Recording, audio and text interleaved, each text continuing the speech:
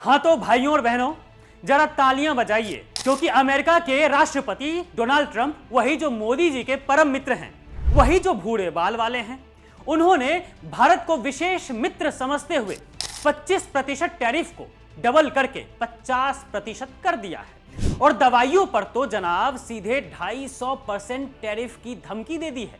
मतलब अब भारत का व्यापार आईसीयू में जा सकता है। और मोदी जी माइंडफुलनेस मेडिटेशन में विदेशी दौरे पर मजे ले रहे हैं। ट्रंप ने हमारी अर्थव्यवस्था को मरा हुआ बताया, लेकिन हमारे 56 इंच वाले मोदी जी जय श्री राम कहकर खामोश हो जाते हैं, क्योंकि उनके बदले में तो हमारा प्यारा गोदी मीडिया चैं चैं कर ही रहा है ना।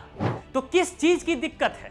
गोदी मीडिया के स्टूडियो में बैठे सुधीर चौधरी, अर्नब गोस्वामी और रजत शर्मा जी को सांप सूंघ गया है। ये लोग जो हर रात 9 बजे देशभक्ति का डोज बांटते हैं, अब बिल्कुल चुप क्यों हो गए हैं पता नहीं। लगता है ट्रंप के सामने इनकी बोलती बंद हो गई है। और फिर आती हैं हमारी अंजना ओम कश्यप जी। ये तो मोदी जी के बचाव में ऐसी ऐसी कहानियां गढ़ रही हैं जैसे कोई हॉलीवुड स्क्रिप्ट राइटर फिल्म की कहानियां गढ़ता है। भारत को ट्रंप के टैरिफ से कोई फर्क नहीं पड़ेगा, भारत की अर्थव्यवस्था तो चांद पर है। अरे मैडम जी, चांद पर तो चंद्रयान गया था, हमारी अर्थव्यवस्था तो अभी धरती पर ही लौट रही है।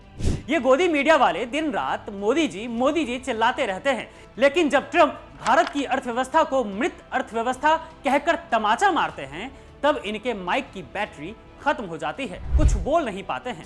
राहुल कंवल नाम के भी एक पत्रकार ने कहा कि जब दुनिया के कई देश ट्रंप के प्रेशर के बोझ तले दब रहे हैं, तो ऐसे समय में मोदी जी ने ट्रंप को स्पष्ट कर दिया है कि भारत के लिए नेशनल इंटरेस्ट सबसे ऊपर रहेगा। और कुछ इसी तरह की बात मीनाक्षी जोशी नाम की भी पत्रकार कह रही हैं। ऐसा लग रहा है कि बीजेपी आईटी सेल का हेड अमित मालवीय इन लोगों को एक ही स्क्रिप्ट पकड़ा दी है और कह रहा है कि तुम लोगों को यही बोलना है और यही लिखना भी है।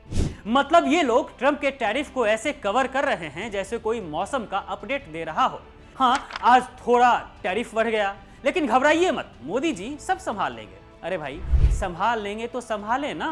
ट्रंप तो खुलेआम कह रहे हैं कि भारत रूस से तेल खरीदकर यूक्रेन युद्ध को फंड कर रहा है। देखिए, गोदी मीडिया को देश की चिंता नहीं है, फंडिंग की चिंता है। इनके स्टूडियो में हर शाम मोदी चालीसा गाई जाती है, लेकिन जब देश की अर्थव्यवस्था डूब रही हो, तब ये लोग मोदी जी के दोस्त ट्रंप का गुणगान करने में व्यस्त हैं। अरे अगर इतनी ही दोस्ती थी तो ट्रंप ने ये टैरिफ बम भारत के खिलाफ क्यों फोड़ा?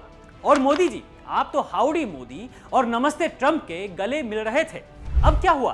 ट्रंप ने तो दोस्ती का ऐसा जवाब दिया कि हमारी टेक्सटाइल, ज्वेलरी और फार्मा इंडस्ट्री की कमर टूटने की कगार पर है।